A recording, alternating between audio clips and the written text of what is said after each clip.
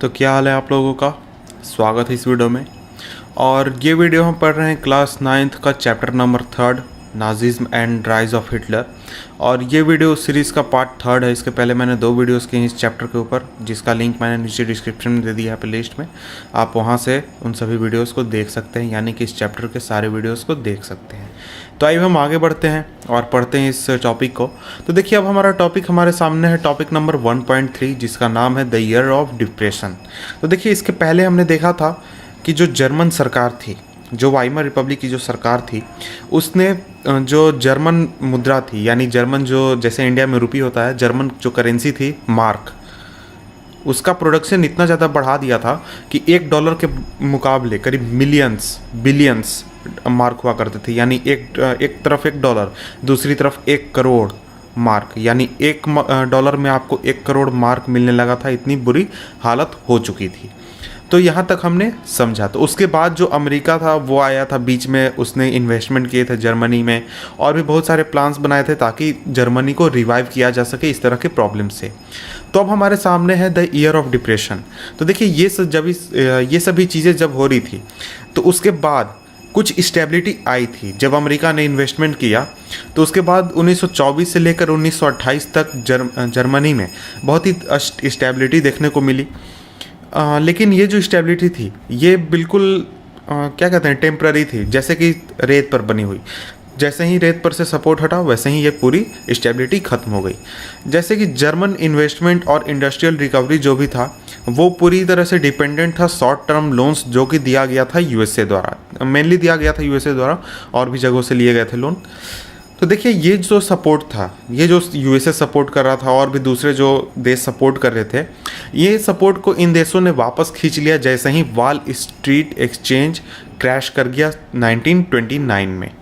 तो 1929 से ये प्रॉब्लम की शुरुआत होती है। मतलब कि ये जो डिप्रेशन का है, ईयर ऑफ डिप्रेशन, उसकी शुरुआत होती है। तो अब यहाँ सोच रहे हूँ कि वॉल स्ट्रीट एक्सचेंज क्या है। तो जैसे यहाँ पर आप सुनते हैं इंडिया में कि ये निफ्टी है, फिर एक बॉम्बे में भी एक स्टॉक एक्सचेंज है, उसी तरीके से वॉल स्ट्रीट एक्सचेंज जो है वो वर्ल्ड का सबसे बड़ा स्टॉक एक्सचेंज सेंटर है, जहाँ पर लोग अलग अलग कंपनियों के स्टॉक्स खरीदते हैं और बेचते हैं। तो देखिए, वहीं से ये जो डिप्रेशन है, इसकी शुरुआत हुई थी। और 1929 में पूरे वर्ल्ड में डिप्रेशन आया था और इसका प्रभाव आपके जर्मनी पर भी पड़ा था। तो देखिए, इसका रीज़न ये था कि प्राइसेस के फॉल होने का डर लोगों में बैठ गया था, और इस वजह से लोग बहुत ही सस्ती कीमतों पर अपने शेयर बेचना उन्होंने शुरू कर दिया था। फॉर एग्जांपल, एक सिंगल दिन में 24 अक्टूबर की अगर हम बात करें 1929 की, तो उस दिन करीब 13 मिलियन शेयर्स बेचे गए थे। 13 मिलियन का मतलब हो गया करीब 1 करोड़ 30 लाख, इतने शेयर बेचे गए थे। तो देखिए, ये जो था, ये इवेंट था, स्टार्ट था ये इवेंट ग्रेट इकोनॉमिक डिप्रेशन।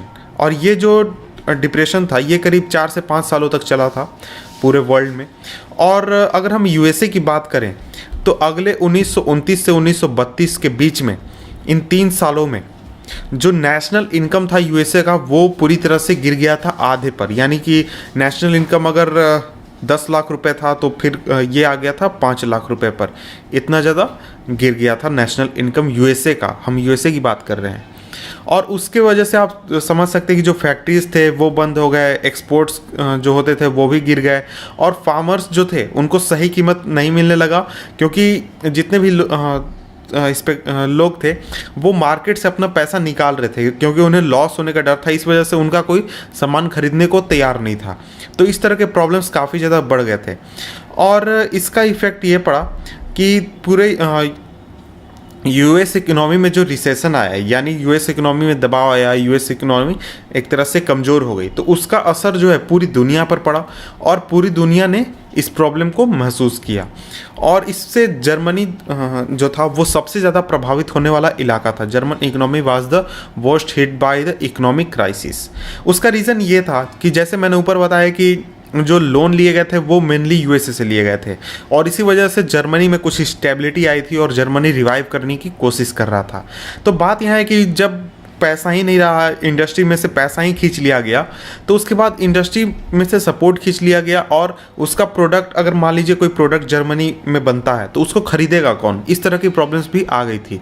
क्योंकि दूसरे देशों में इकोनॉमिक क्राइसिस चल रही थी, वहाँ लोग खरीदने वाले नहीं थे, उनके पास पैसे नहीं थे या फिर वो खरीदना नहीं चाहते थे, इस वजह से। तो 1932 की अगर हम बात करें, 1932 तक जर्मनी में जो इंडस्ट्रियल प्रोडक्शन था वो गिर गया 40% तक, और 1929 के मुकाबले, यानी 1929 में जितना था उसका 40% तक गिर गया आपका इंडस्ट्रियल प्रोडक्शन। और जो वर्कर्स थे उनके नौकरियां छूट गई, और उन्हें जो नौकरी में रहे उन्हें जो वेतन मिलते थे उनमें भी काफ़ी कमी कर दी गई, और जो अनएम्प्लॉयड लोगों की जो संख्या थी वो भी काफ़ी ज़्यादा बढ़ चुकी थी, और वो करीब अब 6 मिलियन हो चुकी थी, यानी करीब 60 लाख हो चुकी थी जर्मनी पर। तो अगर आप देखेंगे उस समय के स्थिति की बात करें, जिस समय की यहाँ पर हम बात करें इकोनॉमिक रिसेशन की, तो उस समय स्ट्रीट्स पर आप लोगों को देख सकते हैं, वो अपने गलों में एक तख्ता लगाए हुए रखते थे कि willing to do any work, हम कुछ भी काम करने के लिए तैयार हैं, हमें काम चाहिए। ये स्थिति उस समय आ चुकी थी। और अनएम्प्लॉयड जो यूथ थे वो ताश खेला करते थे, या फिर जो सड़क होते हैं उसके किनारों पर सिंपली बैठा करते थे। इसे मैं ऊपर कर देता हूँ।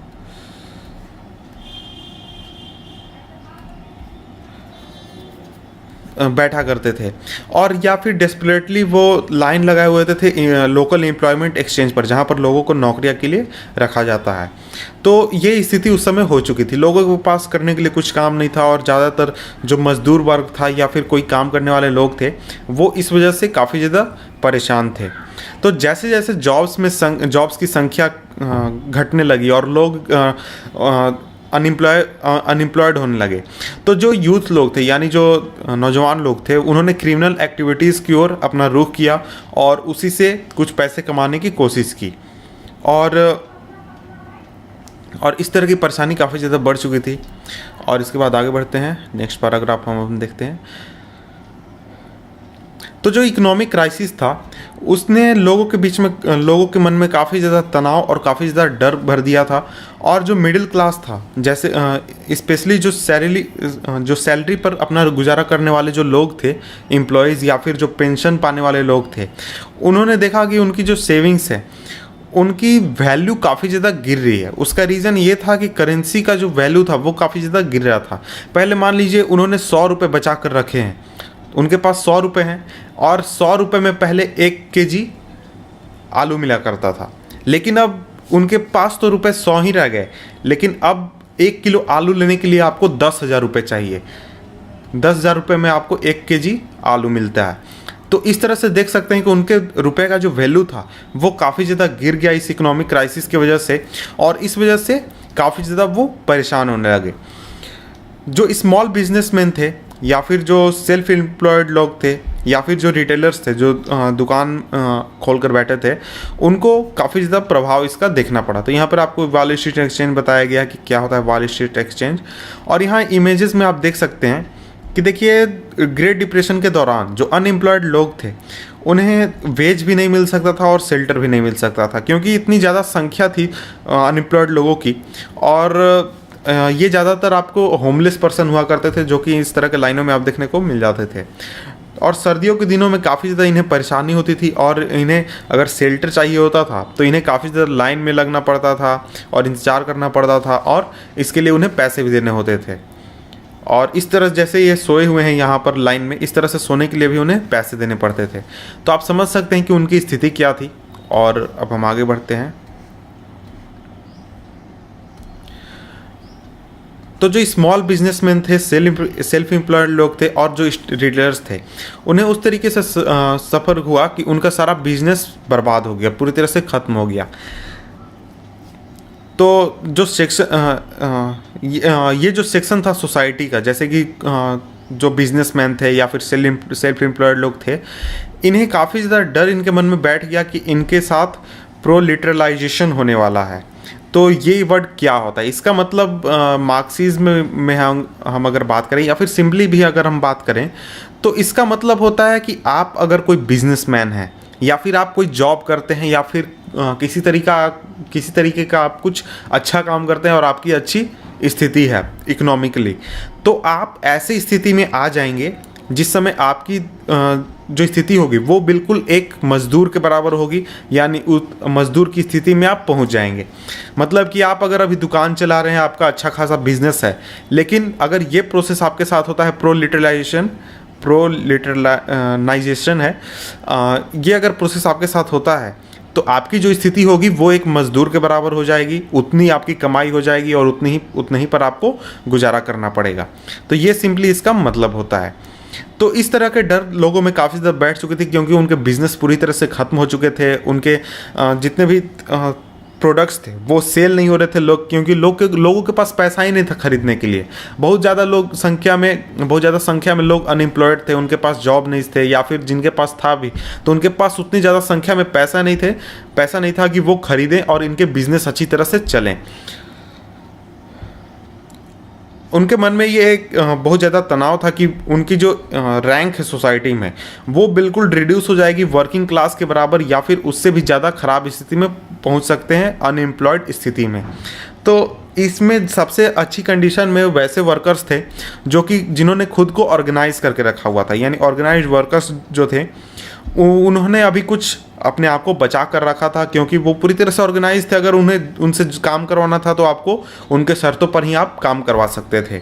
लेकिन इसके मुकाबले में भी लोग आ चुके थे, अनएम्प्लॉयड लोग जो थे वो बहुत ही ज़्यादा आ चुके थे। जैसे कि इन्होंने वर्कर्स ने तो अब खुद को ऑर्गेनाइज करके रखा है कि नहीं, मुझे 100 रुपये दोगे तभी मैं काम करूँगा, लेकिन उसके मुकाबले जो अनएम्प्लॉयड लोग थे वो आते थे, नहीं मुझे कितने भी दीजिए, मैं काम करने के लिए तैयार हूँ, कोई भी काम करने के लिए तैयार हूँ। तो इनका जो बार्गेनिंग पावर था वो भी काफ़ी ज़्यादा कम हो चुका था इस वजह से।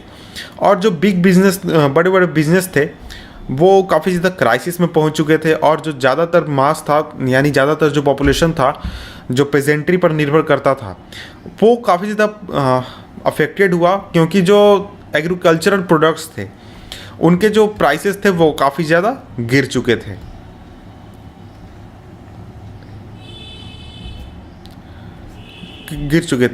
और इस वजह से जो वुमेन्स थी वो अपने बच्चों को भरपेट खाना खिलाने के लिए भी पॉसिबल नहीं था उनके लिए कि वो अपने बच्चों को भरपेट खाना खिला पाए, और उन्हें काफ़ी ज़्यादा परेशानी इस वजह से झेलनी पड़ रही थी। और अगर हम पॉलिटिकली बात करें, यानी पॉलिटिक्स की बात करें, तो जो वाइमर रिपब्लिक था वो काफ़ी ज़्यादा कमज़ोर था। और अगर हम वाइमर कॉन्स्टिट्यूशन की बात करें, यानी जो डेमोक्रेटिक कॉन्स्टिट्यूशन बनाया गया था, उसमें भी कई तरह की परेशानियां थी, कई तरह की खामियां थी। जैसे कि अगर हम बात करें तो प्रोपोर्शनल रिप्रेजेंटेशन का सिस्टम था वहाँ पर। तो अब ये प्रोपोर्शनल रिप्रेजेंटेशन क्या होता है? तो जैसे इंडिया में हम देखते हैं कि अगर कोई पार्टी पूरे असेंबली में से आधी सीट जीत जाती है तो वो पावर में आ जाती है, उसका रूल हो जाता है। लेकिन वहाँ पर वैसा नहीं था। जर्मनी में जो वाइमर रिपब्लिक बनाया गया था उसमें जिस पार्टी को जितना परसेंट वोट मिलता था उतना परसेंट उसे सीट असेंबली में मिलता था। फॉर एग्जांपल, अगर कोई पार्टी 40% वोट लाती है तो उसे 40% सीट ही मिलेंगे, यानी 100 अगर सीट है तो उसमें से 40 सीट ही मिलेंगे। कोई पार्टी 10% वोट लाती है तो उसे 10 सीट मिलेगा। कोई पार्टी अगर 30% वोट लाती है तो उसे 30 सीट्स मिलेंगे आउट ऑफ 100। तो इस तरह से आप देख सकते हैं कि प्रोपोर्शनल रिप्रेजेंटेशन वहाँ पर किया गया था। और इस वजह से परेशानी ये होती थी कि अगर कोई पार्टी 40% भी वोट लाती है तो उसे इस 10% पार्टी के साथ कोलिशन करना पड़ेगा, तब जाकर वो गवर्नमेंट बना सकती है 50% अपने कोटा को पूरा करने के लिए। और अगर आप सिविक्स पढ़ेंगे तो उसमें आपको ये चीज़ देखने को मिलेगी। इज़राइल में अभी ये सिस्टम लागू है। इज़राइल में इसी तरीके से गवर्नमेंट बनती है प्रोपोर्शनल रिप्रेजेंटेशन के द्वारा। इंडिया में और बहुत सारे देशों में वैसा नहीं है, ताकि गवर्नमेंट जो है वो अच्छी तरह से काम कर सके। और तो इस तरह की जो चीज़ें थी वो गवर्नमेंट को उतनी ज़्यादा छूट नहीं देती थी, क्योंकि उसे हमेशा कोalition गवर्नमेंट बनाना पड़ता था। और किसी भी पार्टी के लिए